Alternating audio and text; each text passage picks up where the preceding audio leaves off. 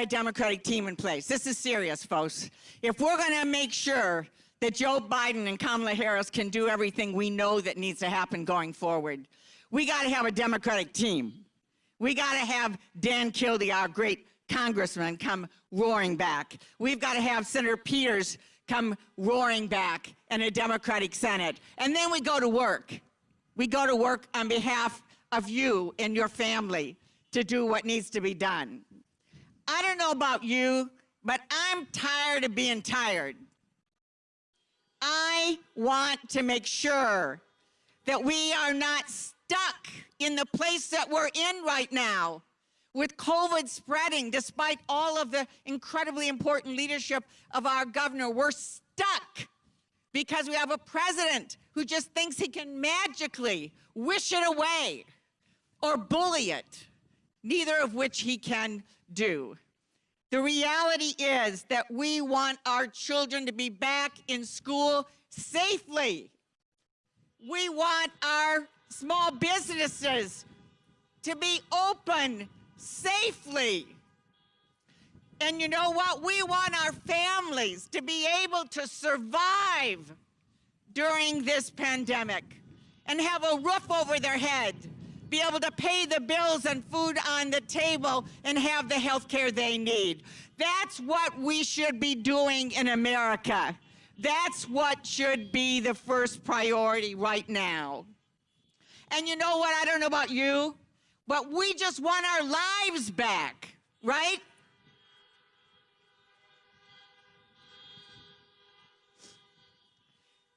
I know Joe Biden, I know Kamala Harris. I've worked with both of them for a long time. They can do that for us. It's not easy. It's a lot of hard work, but you gotta start by caring. Then you have to have the intelligence and the strength to do what needs to be done. And that's what they will do. And truly, truly, they will help us build back better. So, here's the deal. It's time to vote. How many people have already voted? Honk.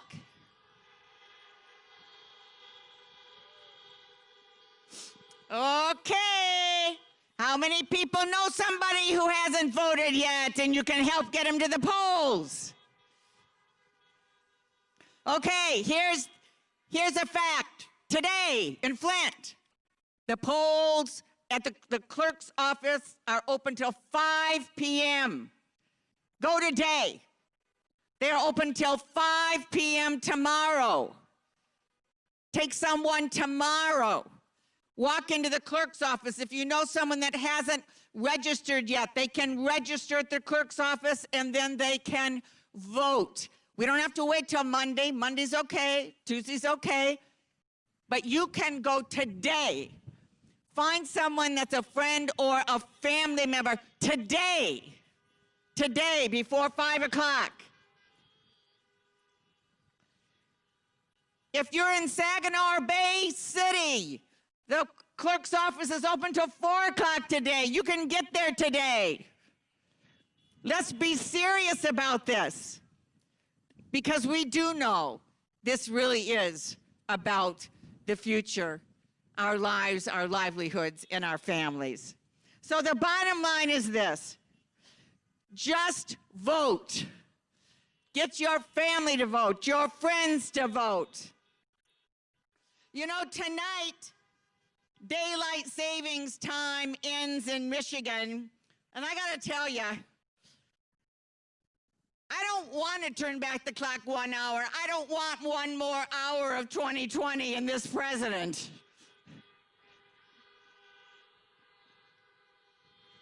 But if we're gonna have it, then let's use it.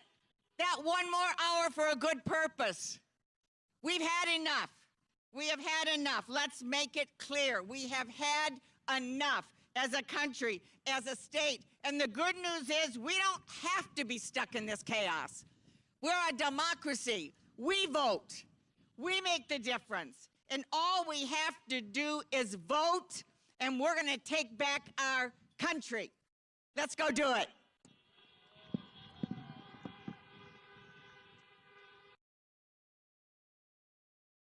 Ladies and gentlemen, please welcome Senator Gary Peters.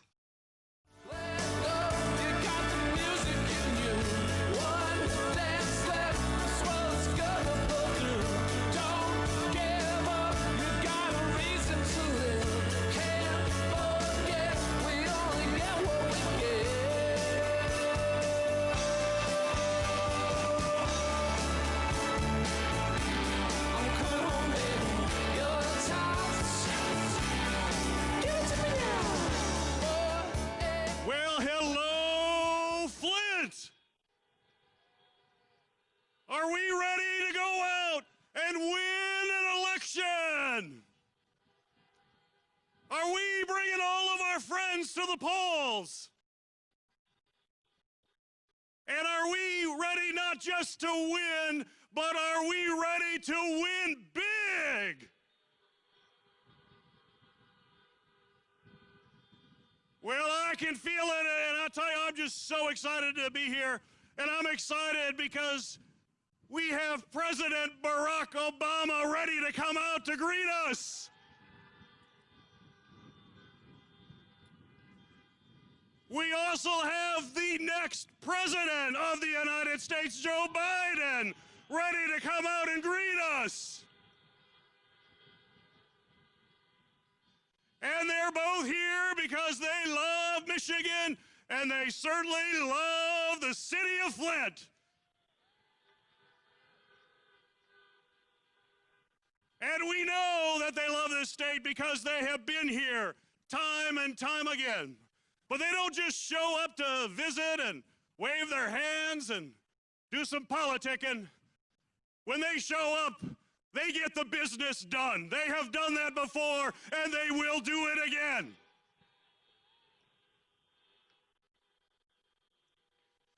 They have shown stable leadership, thoughtful leadership, focused leadership. Man, do we need that again or what?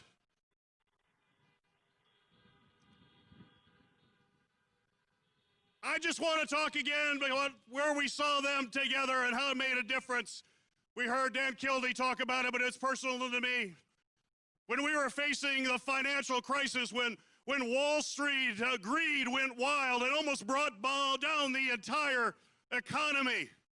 It was a mess that Barack Obama and Joe Biden walked into, a mess created by the Republican administration that was there before. They came to our city, they came to our state, and we know that the auto industry was hanging in the balance with all of those jobs, all that history. The state that put the entire country on wheels and built the middle class, all of that was in danger. I remember I was a new member of Congress in 2008, and I represented a district that included Chrysler. Many of you probably know the Chrysler headquarters there at Ann Arbor. And I will never forget the meeting that I had with the CEO and a number of his team. When I went there and they were in big trouble, and the question was whether or not there would be any assistance for the auto companies and General Motors and Chrysler. And I remember that discussion with that CEO when he said, he goes, "Congressman, let me be really clear to you. The economy is in shambles, money's not available, and I am literally 4, 5, maybe 6 weeks away from liquidating Chrysler. Not reorganizing Chrysler, liquidating Chrysler, just closing everything down." And I looked around that room and the faces of the people, I don't think they had heard that from the CEO, that this company was going to go and disappear. And I had visions of that giant parking lot at the Auburn Hills facility with grass growing in it, no cars there, families in difficult shape, not just of the autos, but all of the other businesses. And I went back and worked with colleagues and talked to President Obama and Joe Biden and said, you've got to help. We've got to do it, and we've got to include Chrysler in it. And I'll just say it to this day, and I'm going to say it over and over again. When people were betting against Michigan workers, when Donald Trump said, "Hey, let Detroit go bankrupt," he said that. When Vice President Pence was a member of Congress and voted against the auto rescue, I will just say, thank God Barack Obama and Joe Biden stood with us They stood with American workers. They stood with workers here in Michigan. They stood with workers in Flint and in Detroit. They were there for us when we needed them, and we are going to be there for them now because we need them back.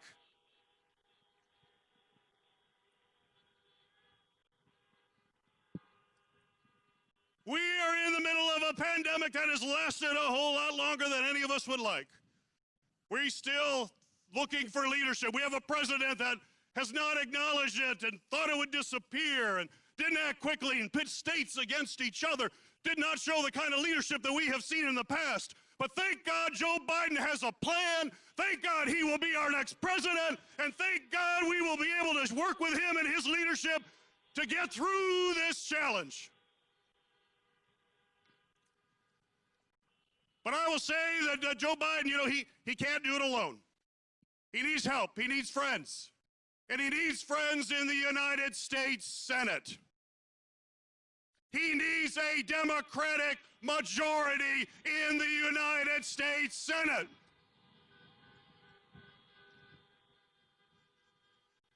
We know if Mitch McConnell stays as the Republican leader, he will stand in the way of the progress that we need in this country. We saw him do it when Barack Obama was president. We cannot allow him to stay, which is why we must win. It's why we must win here in Michigan. I've got really good news for you.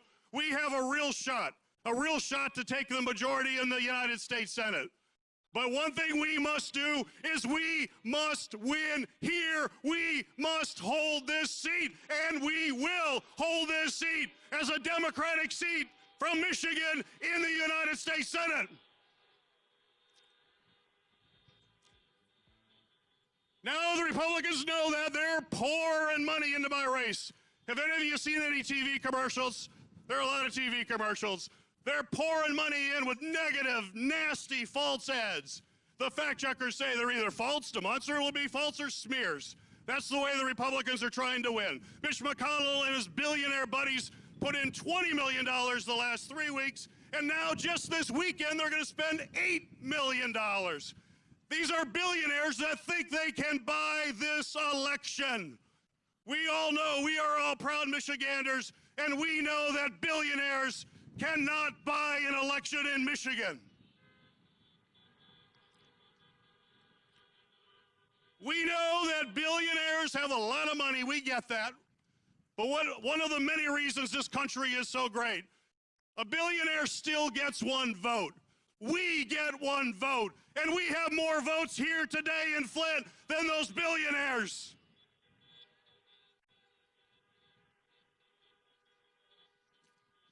But we have to work. It's not over. Let me just wrap up by bringing a bad memory and then painting a picture of where we were going to be. We all remember what happened in 2016. We all remember waking up that morning and seeing the results. And I know everyone here today had this thought, was there something more that I could have done? The loss was only 2 votes a precinct. Is there something else I could have done? Could I have made a few more calls? Could I talk to my neighbor and get those 2 votes out? Could I have had a couple friends and made sure that they get to the ballot? Well, folks, I got good news for you. When you leave here today, you still have time to do that work. When you wake up tomorrow, you can put in those 2 extra hours of work. You can talk to those 2 more neighbors. You can take someone to the polls, a friend of yours. And when we do that over the next few days, this will be the vision, and I want to leave you with this vision before we hear from some amazing people. When we are waiting for the results from this election, you're going to be looking at the TV. The whole country is going to be watching because Michigan is the center of that.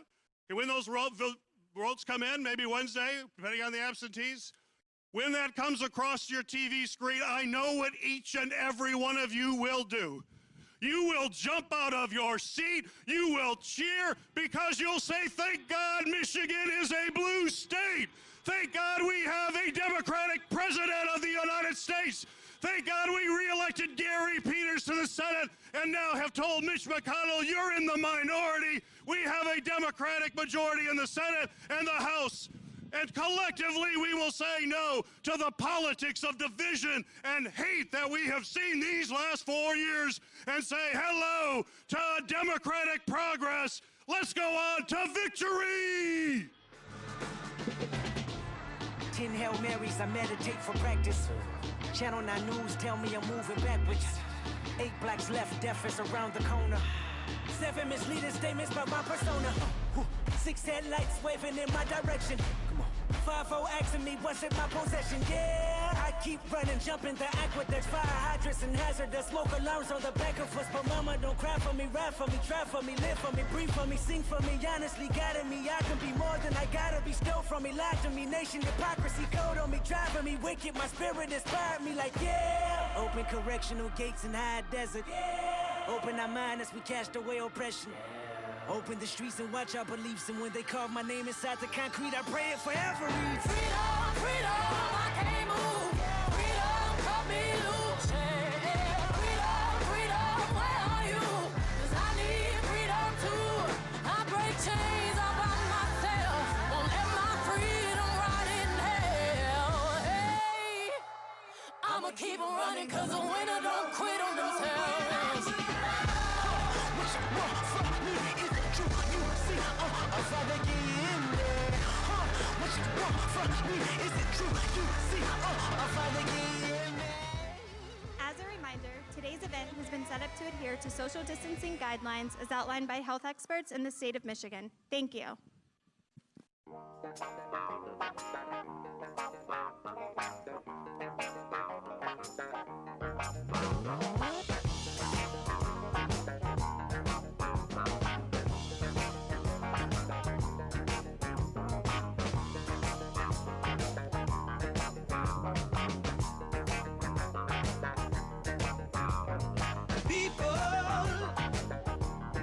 Keep on learning. Soldiers, keep on moving. World, keep on turning. 'Cause it won't be too long.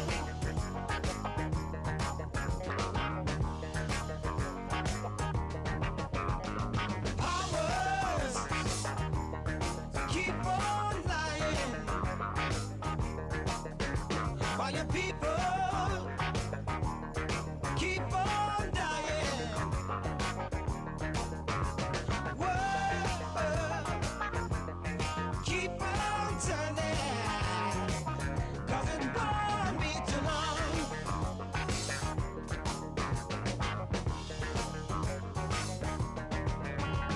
I'm so darn glad it let me try it again.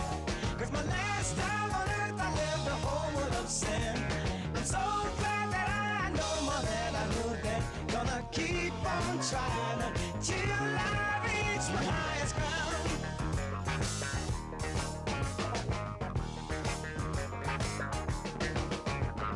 Teachers, keep on teaching. Preachers, keep on preaching. World, keep on turning. 'Cause it won't be too long. Oh no. Lovers, keep on loving. Believers, keep on believing. Sleepers. Ladies and gentlemen, please welcome community leader Dondre Young. Everyday people. Yeah, yeah. There is a blue one who can't accept the green one for living with the fat one, trying to be a skinny one in different strokes. Good afternoon, everyone. Good afternoon. Thanks for having me and for joining today's car rally. My name is Dondra Young, and I was born and raised here in the great city of Flint, Michigan, and have been active in the community my entire life, organizing and engaging people to fight for environmental justice in the fight for clean, affordable water and sustainable infrastructure. I grew up union strong, with my family members working at the General Motors and being proud members of the UAW. My mother was a union representative and liaison for Flint Community Schools. My family and my community motivates me to stay committed to the fight for equity, which starts at the grassroots level. I always tell people that fighting for change at the grassroots level is more than just your typical 9-to-5 job. It's your whole life. Right now, we desperately need a president who recognizes that. This pandemic has shined a bright light on the inequities that define our system. This president has used his words in this nation's highest office to stoke the flames of hate and division. I don't need to tell all of you that enough is simply enough. This just simply isn't going to work for us.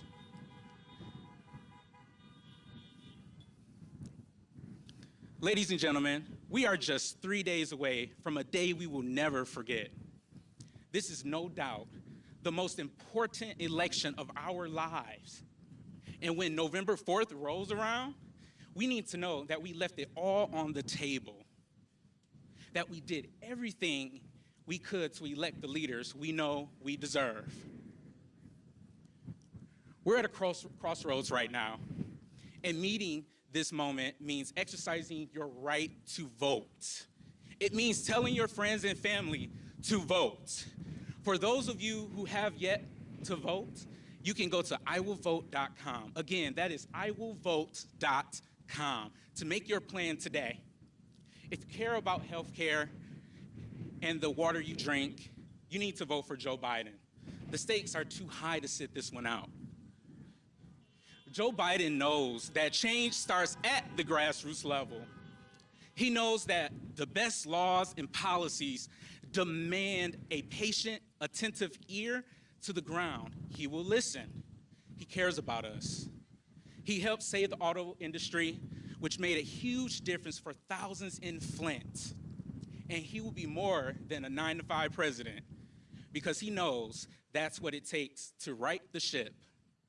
Here in Flint, we are no strangers to what it takes, or rather, what it means to suffer a public health crisis. As our country and the world feels the weight of the COVID-19 pandemic, we're all looking for hope and leadership to move us forward. I remember a time where we sought that same unique brand of hope when we were going in the wrong direction. We used our power, made history, and elected the first Black president of the United States.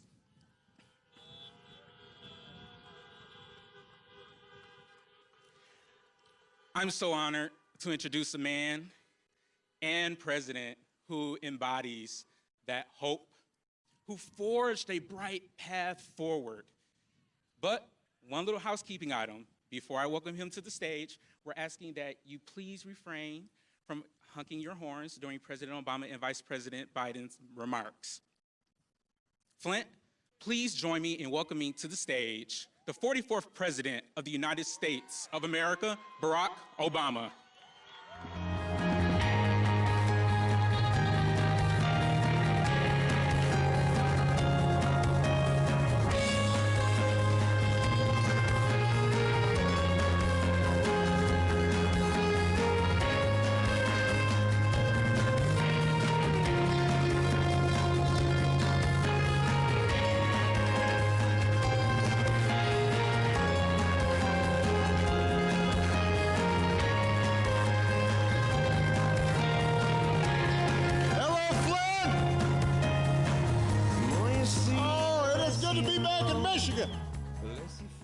Good to be back in the Midwest, getting a little closer to Chicago from here.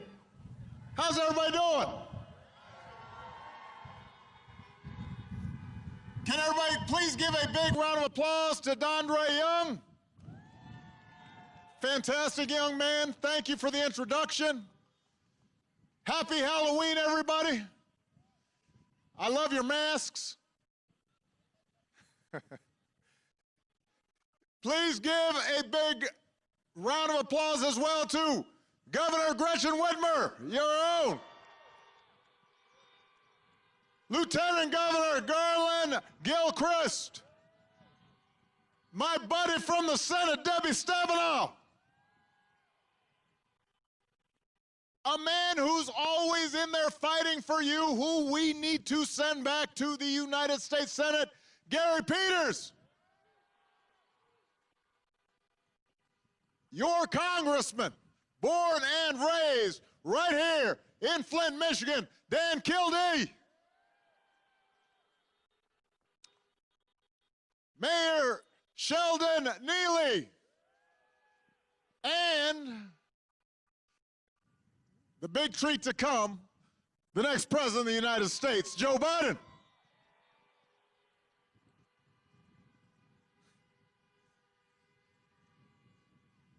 Three days, Flint. 3 days until the most important election of our lifetimes. I love you too.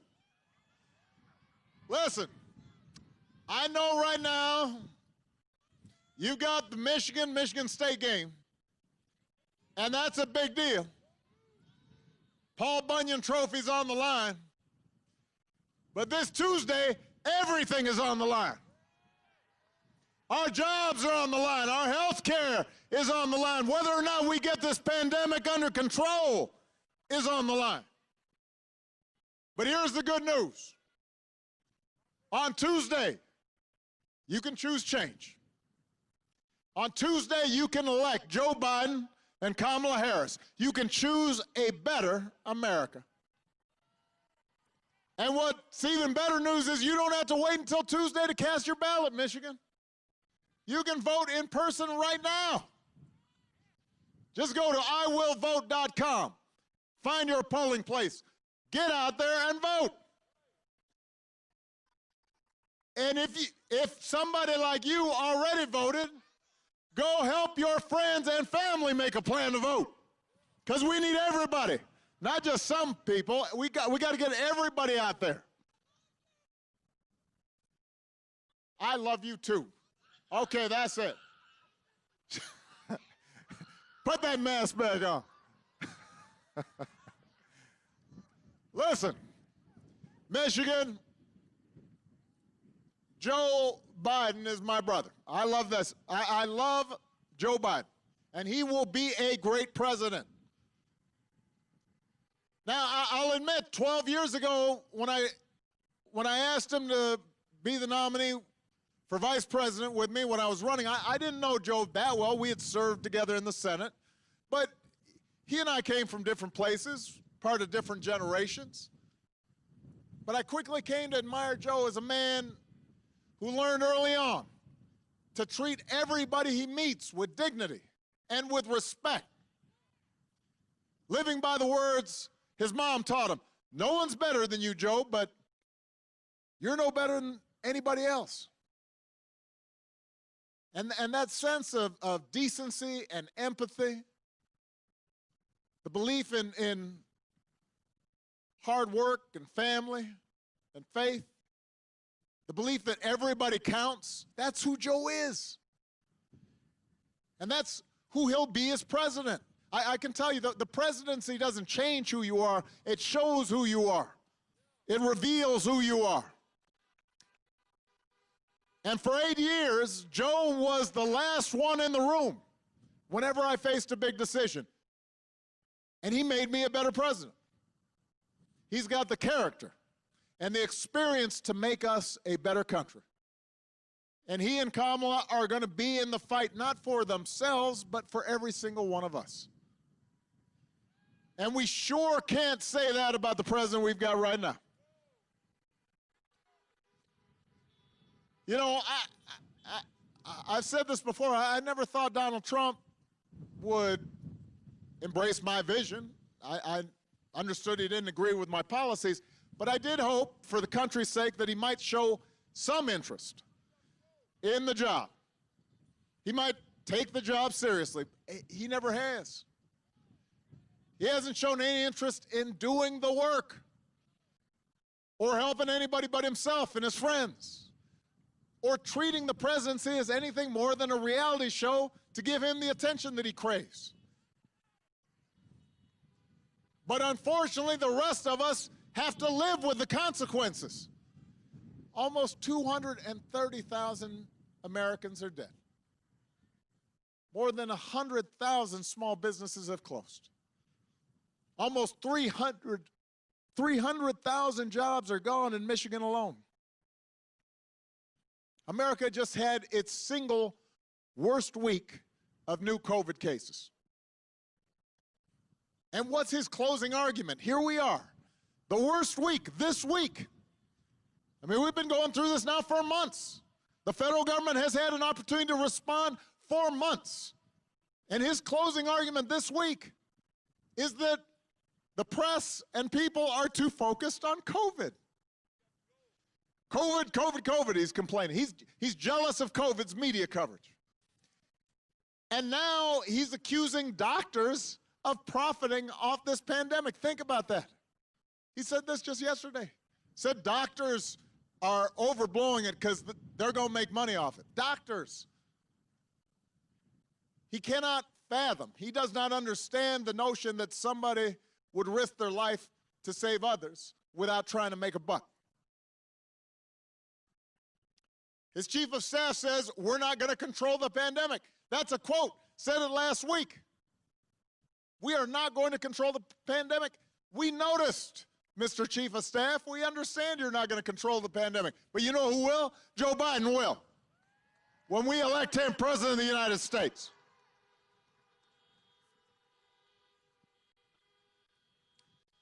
You remember when Republicans were saying, let Detroit go bankrupt? You remember that? Now they might as well be saying, let America get COVID, because that's how they're asking. If Trump were focused on COVID from the beginning, cases wouldn't be reaching new record highs across the country. Some of the places he holds rallies have even seen new spikes after he leaves town.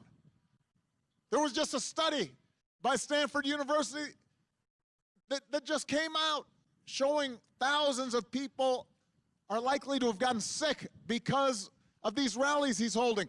What is his obsession, by the way, with crowd size? You notice that? He's always worried. This is the one measure he has of success.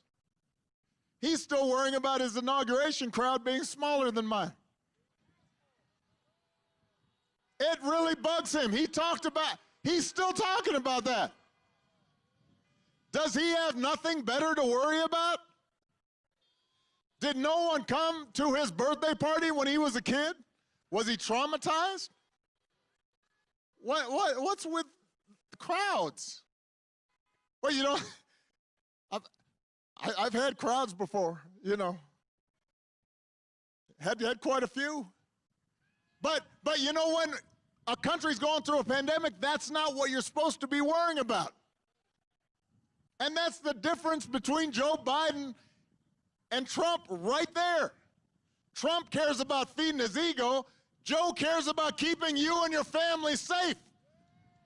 And he's less interested in feeding his ego with having big crowds than he is making sure he's not going around making more and more people sick. That's what you should expect from a president. You can expect something different from a reality TV star, but from a president, you want them to put you above their own ego. Look, here's the truth, Michigan. This pandemic would have been challenging for any president. But this idea that somehow this White House has done anything but completely screw this up is nonsense. Canada identified its first case the same week that the U.S. did, right? Just a few miles up, right? It's not close. I may not be pointing north, but Canada's pretty close by. Our mortality rate in the United States is 2.5 times higher than Canada. Think about that.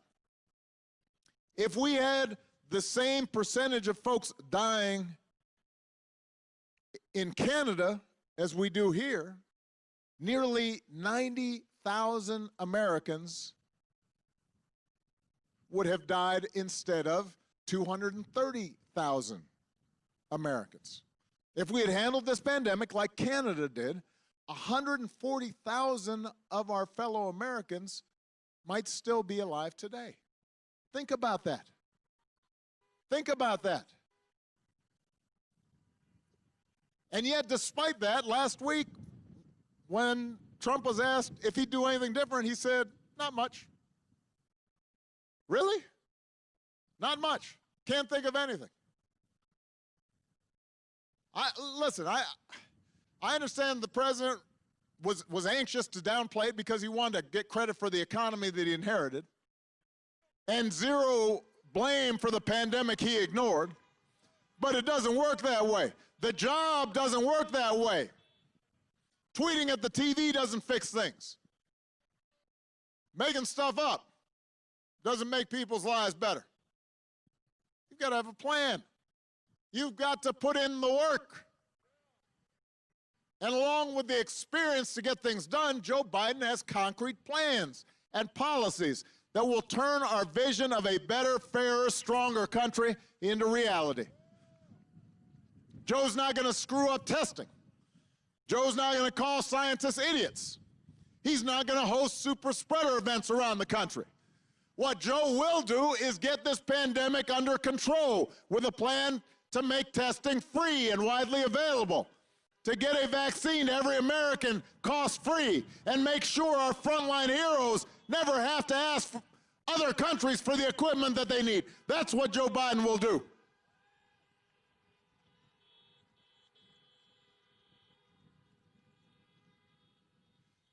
Joe's plan will guarantee paid sick leave for workers and parents affected by the pandemic. He'll make sure that small businesses in every community, not just some, not just big corporations, but small businesses that hold our communities together and employ millions of Americans, can reopen safely. Donald Trump likes to claim he built this economy.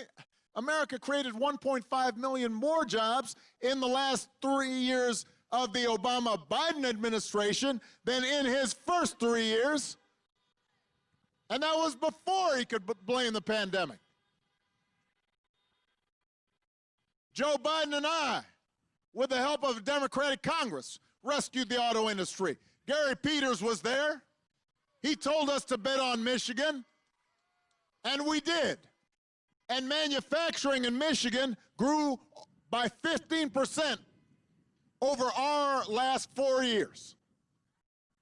Trump promised he'd make Michigan the manufacturing hub of the world again. It's up 1% under his first 4 years. 15% under Obama-Biden, 1% under him. That's Michigan, right here. We handed him the longest streak of job growth in American history. But the economic damage he inflicted by botching the pandemic response means he'll be the only president since Herbert Hoover to actually lose jobs. Herbert Hoover. That's a long time ago. Joe Biden and Gary Peters know that the key to a strong economy isn't cutting more taxes for billionaires. It's lifting up the prospects for working Americans.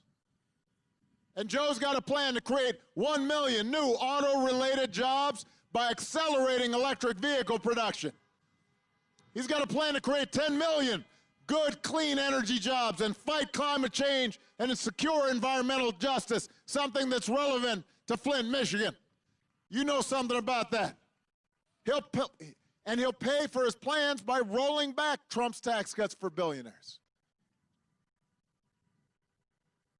And this is important.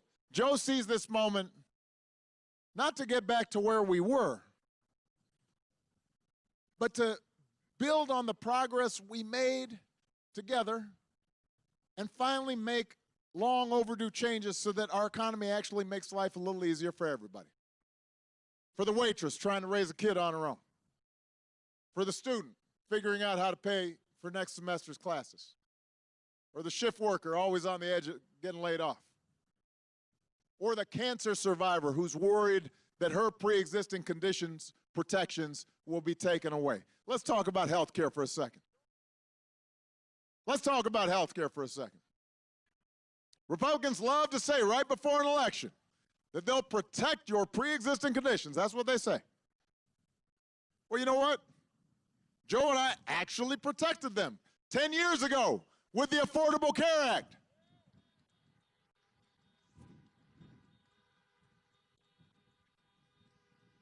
And since we did so, with no help from Republicans, no votes from Republicans, Republicans have tried to repeal or undermine the ACA more than 60 times. For 60 times, they've tried to take people's health care away. And when asked, why are you doing that? Why are you being so mean? You don't think these people should have health care? They say, no. We've got a new plan. It's going to be beautiful. It's going to be terrific. Except it's been 10 years now, and they still don't have a plan.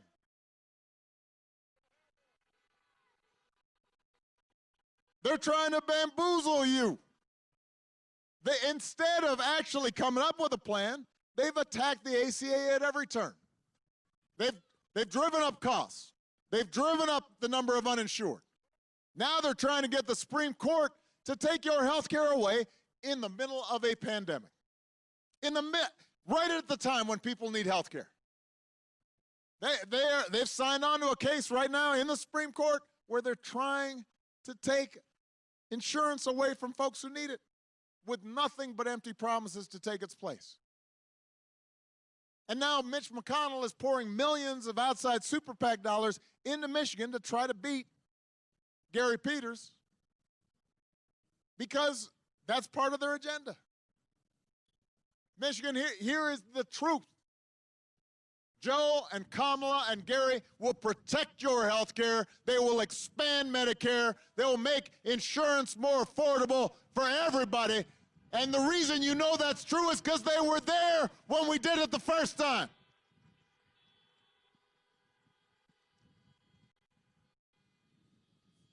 And here's another thing. With Joe and Kamala at the helm, this is a big benefit. Michelle and I were talking about this over dinner the other day. You're not going to have to think about them every day. You're not going to have to argue with your family about them every day. It won't be so exhausting. You'll be able to get on with your lives knowing that the president is not going to suggest we inject bleach as a possible cure of COVID. You won't have to find out. You won't wake up in the morning and kind of open your phone. Oh, newsflash. The president retweeted conspiracy theories that the Navy SEALs didn't actually kill bin Laden. You're not going to have a president who goes out of his way to insult people just because they don't support him. This is not normal behavior, people. We would not tolerate it from a teacher or a coach or a coworker or a family member. If a neighbor was acting like this, you'd stay away from that neighbor. Why would we accept it from the President of the United States? And you know what? There are consequences to this action. There are consequences to his actions. It's not just a joke. It's not funny. Those actions embolden other people to be mean and divisive and racist. And it frays at the fabric of all of our lives, and it affects how our children see the world and how they treat each other. It affects the way our families get along. It affects the way the world sees America. That's why Joe talks about the soul of America. That's why he talks about decency and kindness and responsibility and hard work. That, more than anything, is what separates Joe Biden from his opponent. He actually cares about every American. He does not have a mean-spirited bone in his body. I have seen him spend time with people, strangers that he doesn't know. When he hears about they're going through a hardship, he talks about what he's gone through. When he sees a kid, his eyes light up because he thinks about his own kids and grandkids.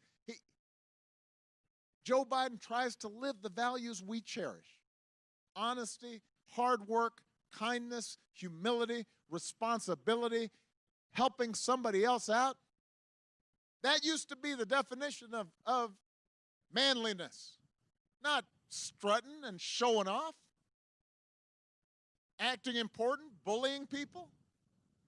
Used to be being a man meant taking care of your other people, not going around bragging, but just doing the work, not looking for credit, trying to live right, passing on those values to your kids, looking out for a community, carrying your weight,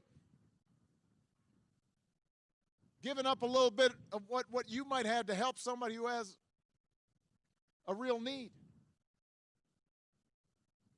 When you elect Joe, that's what you'll see reflected from the White House. And those shouldn't be Republican or Democratic values. They didn't used to be. They're what we grew up learning from our parents and from our grandparents. And they're the values we still try to teach our kids. And they're not white or black or Hispanic or Asian or Native American values. They're American values. And we've got to reclaim them right now. But to reclaim them, we're going to have to turn out like never before. If we're going to reclaim those values, we need to leave no doubt. We can't afford to be complacent. Not this time. Not in this election. We got a little complacent the last election. And listen, I understand why Americans get frustrated and sometimes think government's not going to make a difference, voting's not going to make a difference. I understand that. Government's not perfect. The people in government are not perfect, even when it's working. Government's not going to solve every problem. But we can make things better. A president can't by himself solve every challenge facing the economy here in Flint or Michigan, but if we elect people like Gary Peters and Dan Kildee, and we get a House and a Senate joined with a White House that are more focused on working people and getting you the help that you need, they will make a difference. And some folks will get jobs that wouldn't otherwise have jobs. And some folks will have health care that wouldn't otherwise have health care. A president by himself can't eliminate all racial bias in our criminal justice system. But if we elect district attorneys and state's attorneys and sheriffs focused on equality and justice, and we once again have a Justice Department and a Civil Rights Division in the Justice Department that cares about these issues, we can make things better. And that's what voting's about. Not making things perfect, but making things better. It puts us on a track so that generations from now we can look back and say, you know what? Right about then, things start getting better again. The fact that you don't get 100% of what you want right away, that's not a good reason to vote. You just got to keep at it. You know, typically just over 50% of us vote who are eligible. Think about that. Almost half of the people in most elections who are eligible to vote don't vote. Imagine if 60% of us voted. Imagine if 70% of us voted. Imagine January 20th, when we swear in a president and vice president who's got a plan to get us out of this mess, who care about folks like you, who've been in your shoes, who know what it's like to struggle, who know what it's like to have to work hard, who are thinking about working Americans and have a plan to help you start getting ahead. Imagine what it's going to be like to have a president and a vice president who believe in science and who have a plan to protect this planet for our children and who believe in racial equality and are sending a clear signal that we're all in this together and are doing the work to bring us closer so that we have an America where no matter what we look like, where we come from, who we love, or how much money we've got, we can make it. And we have a place, and we're treated with dignity and respect. Michigan, that's what's possible. And I'm asking you to remember that it's possible. I want you to remember what this country can be. But you can't just imagine a better future. You can't just wish for it. You've got to fight for it. You got to fight for it. We got to out-hustle the other side.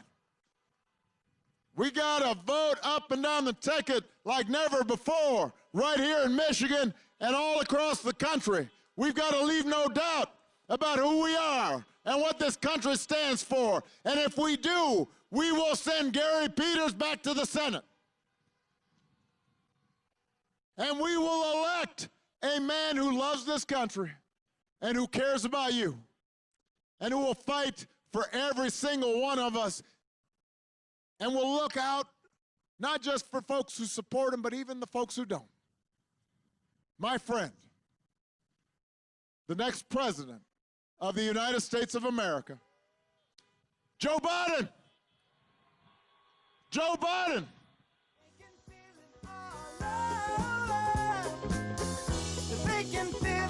Joe Biden. Honk if you're fired up. Honk if you are ready to go.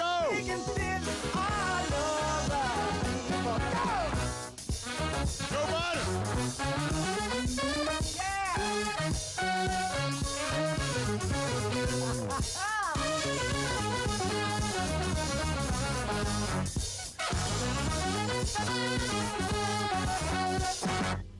Hello, Flint. Knows it is and always will be one of the things that life just won't quit.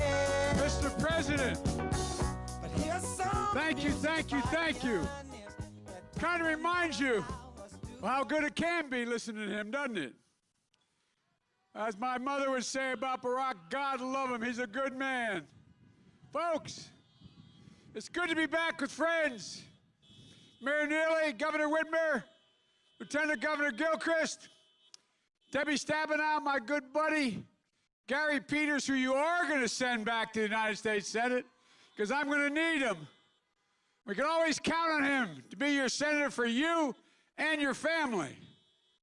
And my good friend, Congressman Dan Kildee, who we need to send back to the House. Dan's a good man, a good man. And of course, I wish we could figure out how to send back a guy who, we used to have an expression up in Scranton.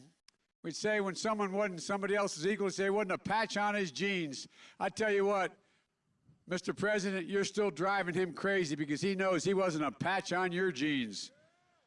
I tell you what, Barack Obama, it's great to be with the president again.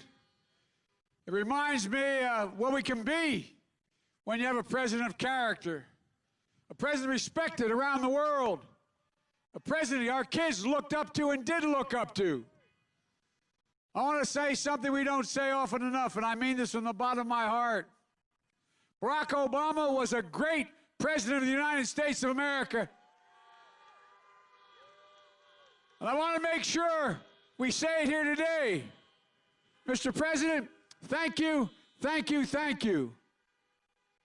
Went through 8 years without one single trace of scandal, not one single trace of scandal. It's going to be nice to return to that. Flint, 3 days, 3 days. We can put an end to this presidency we have now that has divided the nation. 3 days. We can put an end to a presidency that has failed to protect this nation. 3 days. We can put an end to this presidency that has fanned the flames of hate all across this nation and made us a laughingstock around the world. Millions of Americans have already voted. Millions more are voting today, tomorrow, and God willing, all the way through to the close of the polls on Tuesday. And my message to you is simple. The power to change the country is not figuratively, it's literally in your hands. I don't care how hard Donald Trump tries, there's nothing, let me say it again, there's nothing that he can do to stop the people of this nation from voting in overwhelming numbers and taking back this democracy. And when Americans vote, no matter how many threats he makes, America will be heard. When America's heard, I believe the message is going to be loud and it's going to be clear. It's time for Donald Trump to pack his bags and go home. We're done with the chaos, the tweets, the anger, the hate, the failure, the refusal to take any responsibility. We've got a lot of work to do. We've got a lot of work to do. And if I'm elected your president, we're going to do it. We're going to act. And we're going to need your help in doing it as well. We're going to act to get COVID under control. On day one of my presidency, I'll put in action a plan I've been talking about for months, already laid out. A national mandate, mask wearing, social distancing, testing, tracing, all things, as President Obama just said, that should have and could have been put in place months and months ago. A plan for a full and fair and free, I might add, distribution of therapeutics and vaccines when we get one. Imagine where we'd be if we had a president who wore a mask instead of mocking it. I can tell you this, we wouldn't have 9 million confirmed cases of COVID in this nation, over 230,000 deaths. We wouldn't be seeing a new record of cases. We're seeing right now 90,000 cases. Today, yesterday, 90,000 new cases. We wouldn't be by the way, 500,000 in just the past week.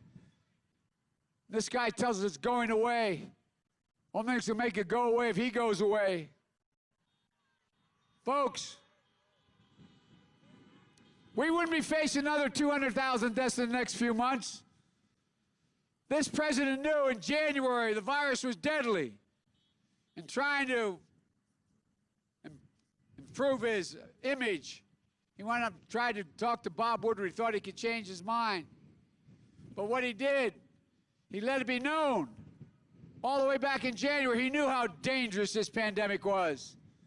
And he hid it from the American people. He knew it was worse than the flu, but he lied to the American people. He knew it wasn't going to disappear, but he kept telling us, a miracle is coming. And yesterday, he had the gall to suggest that American doctors, people who are putting their lives on the line, on the front lines, to save other lives, along with nurses and so many others, he suggested falsely that they're inflating the number of COVID deaths to make more money. What in the hell is wrong with this man? Excuse my language, but think about it. It's perverted. He may believe it because he doesn't do anything other than for money. The people of this nation have suffered and sacrificed for 9 months. None more so than the doctors on the front lines and healthcare workers. And this president is questioning their character, their integrity, their commitment to their fellow Americans. It's more than offensive. It's a disgrace, especially coming from a president who has waved the white flag of surrender to this virus. Our frontline health workers, they've given their all to beat the virus. We have a president who's just given up. I will never raise the white flag of surrender. We're going to beat this virus, and we're going to get it under control. And the first step to doing that is beating Donald Trump. Look, Donald Trump keeps telling us what a great job he's done as president. Oh, man. Well, did you know President Obama and I, as he pointed out, created more jobs in the last 3 years of our administration than he did in the first 3 years before the pandemic? How about this? Or did you know Donald Trump's going to be the first president in 90 years who's going to finish his term with fewer jobs under his leadership than when he started? Look, that's a lot of presidents. That's a lot of crises. But only Donald Trump is going to have fewer jobs at the end of his presidency than when he started. You see, I and Barack understand something Donald Trump doesn't. Wall Street didn't build this country, you did. Working people built this country, and unions built the middle class. He's done nothing but wage war on American labor. I see the UAW sign out there. First outfit ever endorsed me when I was a 29-year-old kid. God love you. Look, we have a different view. We believe we should be rewarding work, not wealth, in this country. Under my plan, if you make less than $400,000 a year, you're not going to pay a penny in additional taxes. But the wealthiest people, the biggest corporations, 91 of the Fortune 500 companies paid 0 in federal income tax last year. They're going to start to pay their fair share. The super wealthy are going to pay the same rate they paid at the beginning of George Bush's administration. And corporations are going to start to pay their fair share. Why should a firefighter, an educator, a nurse pay at a higher tax rate than someone making literally $1 billion? Or should you? Why should you pay more in taxes than Donald Trump? He paid $750 in taxes the 1 year we know of. He's yet to release it. I've released 22 years of my tax returns. You can go online and look. He hasn't released one. He talks about corruption. What is he hiding? He owes $41 million out there. Who's he owe it to? If you notice, he's the only president I know of that has a secret bank account in China. Paid 50 times more taxes in Beijing than he's paid in the United States. And this guy talks about corruption. Look, we're also going to act to protect health care. Trump and the Republicans just jammed through a Supreme Court nominee for one overwhelming reason. As Barack said, the president said, they've been trying over 50 shots to take out Obamacare, destroy the Affordable Care Act. But they're going to be in court, I believe it's 7 days after the election. Win or lose, they're going to be in court. If they get their way, 100 million Americans will lose protections for pre-existing conditions, including more than 4 million Michiganders. Donald Trump thinks health care is a privilege. Barack and I think it's a right for people to have bad health care. We're not only going to restore Obamacare, we're going to build on it. We're going to keep your private insurance if you like it, and you can choose a Medicare-like public option if you don't. We're going to increase subsidies to lower your premiums and deductibles. Out-of-pocket spending, reduce prescription drug costs by 60%. Look, we're going to make sure you keep the protections for people with pre-existing conditions. Meanwhile, Donald Trump laid out what he's going to do in his second term if he's elected to Social Security. The actuary at the Social Security Administration says if he gets that plan passed, it will, quote, bankrupt Social Security by 2023. Something millions of Americans live on, paid for their whole life. When I said back 6 years ago, as Debbie will tell you, when I said the Republicans were going to try to eliminate Medicare, everybody said, no, that's crazy. First thing Paul Ryan and the Republicans in the Congress did was try to cut billions of dollars out of Medicare. These guys mean what they say. I'm going to protect Social Security, Medicare and Medicaid, because it's a lifeline for so many hardworking folks. But folks, I have to admit to you, it's kind of personal with me. There's nothing worse that this president has done, in my view, than the way he speaks about our women and men in uniform and those who have given their lives. He called them losers and suckers. My son Bo was a major in the United States Army, gave up the Attorney General's job, and petitioned to be able to go with his unit to Iraq for 1 solid year. After, as a U.S. attorney, being in Kosovo, I might add, I'm going to be a typical dad. He's the only foreigner in Kosovo that has a 12-foot memorial dedicated to him. The major highway they built, the Bo Biden Highway, because of his commitment. My son came home with a Bronze Star, the Conspicuous Service Medal, like so many others, before he passed away. But guess what? He wasn't a sucker, he wasn't a loser, nor any of you served. You're patriots. And just like all of your sons and daughters, your parents and grandparents who served, the president likes to portray himself, I love this, likes to portray himself as a tough guy. When you were in high school, wouldn't you have liked to take the shot? Anyway, it's a different story, but anyway. A macho man. But when's the last time you read about, saw, heard about a president of the United States literally being laughed at by world leaders when he spoke at the United Nations? Laughed at, out loud. When's the last time you saw a president of the United States being openly mocked by the leaders of NATO at a NATO conference? And can you believe we have a president who acts like Vladimir Putin's puppy? Putin put bounties on the heads of American soldiers serving in Iraq. And Trump was too scared to challenge him. Talked to him 6 times, has never mentioned it. Trump's not strong, he's weak. He commands little respect on the international stage. This is a president who not only doesn't understand sacrifice, he doesn't understand courage, physical courage it takes to serve in uniform in a war zone.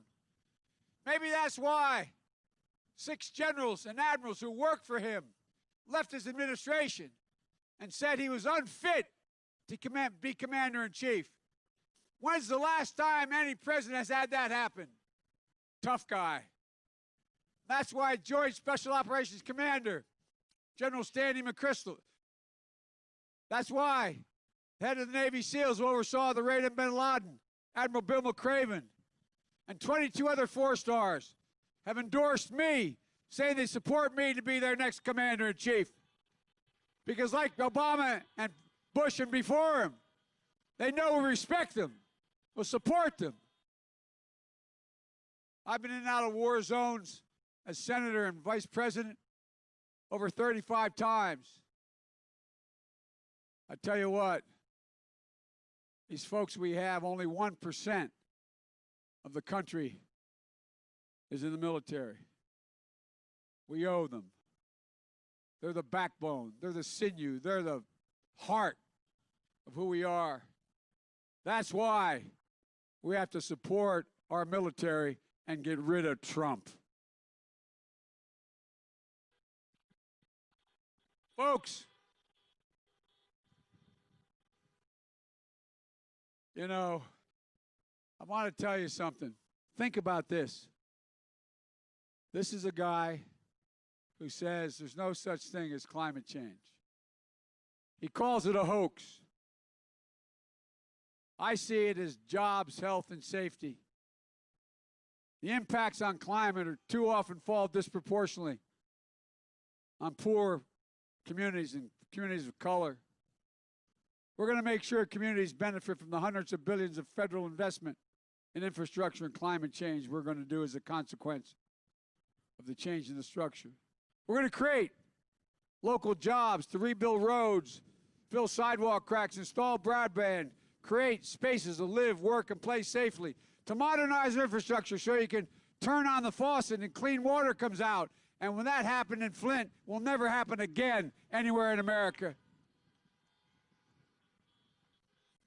We can and must do this. Donald Trump has rolled back more than 100 environmental protection laws. many enacted under Barack and me. It also holds polluters, I'll hold polluters accountable with the most ambitious environmental justice agenda ever. Folks, we're enacted to deliver on racial justice in America. Protesting is not burning or looting. Violence cannot be tolerated, and it won't. But these protesters are a cry for justice. The names of George Floyd, Breonna Taylor, Jacob Blake will not soon be forgotten. They're going to inspire a new wave of justice in America. America has had their eyes opened up. They're ready. Look, I believe this country has to come together. I know when I announced well over a year ago, when I said I wanted to unite the country, everybody said that's naive. That was a long time ago. You did it before, Biden, but you can't do it again. Well, we can and we must. We have no choice. That's how democracies work. I'm running as a proud Democrat, but I will govern as an American president. I'll work as hard for those who don't support me as those who do. That's the job of a president. It's a duty to care, a duty to care for everyone. So please vote. You still have an absentee ballot? Get it to a drop box as soon as you can. You can also safely vote early until Monday afternoon, or you can vote on Election Day. Just make a plan. Help get out the vote. As he's heard this 10 times already. Visit iwillvote.com/MI. Folks, we have such an incredible opportunity. Well, God love you. Thank you very much. But here's the deal, guys. We got to vote up and down the ticket here. I, honest to God, believe. I give you my word as a Biden. I, honest to God, believe. We're in the cusp. We're at an inflection point. We have a chance to make such enormous progress because the American people have seen what the other looks like. They've gotten a glimpse of the abyss. I really mean it. They're ready. They're ready to change so much. I'll never forget what President Kennedy said when he promised to send us to the moon. He used the phrase that has guided me. He said, we're doing it because, quote, we refuse to postpone. Well, I refuse to postpone the incredible opportunities to the United States of America for the American people. There is nothing beyond our capacity. There is no limit to America's future. The only thing that can tear America apart is America itself. And that's exactly what Donald Trump has been doing from the beginning of this campaign. Dividing America, pitting Americans against one another based on race, gender, ethnicity, national origin. It's wrong. It's un-American. That's not who we are. Folks, everybody knows who Donald Trump is. Let's keep showing them who we are. We choose hope over fear. We choose unity over division. We choose science over fiction. And yes, we choose truth over lies. My fellow Americans, it's time for us to stand back and stand up and take back our democracy. We can do this. We're so much better than we've been. We can be what we are at our best, the United States of America. God bless you all, and may God protect our troops. Thank you, thank you, thank you.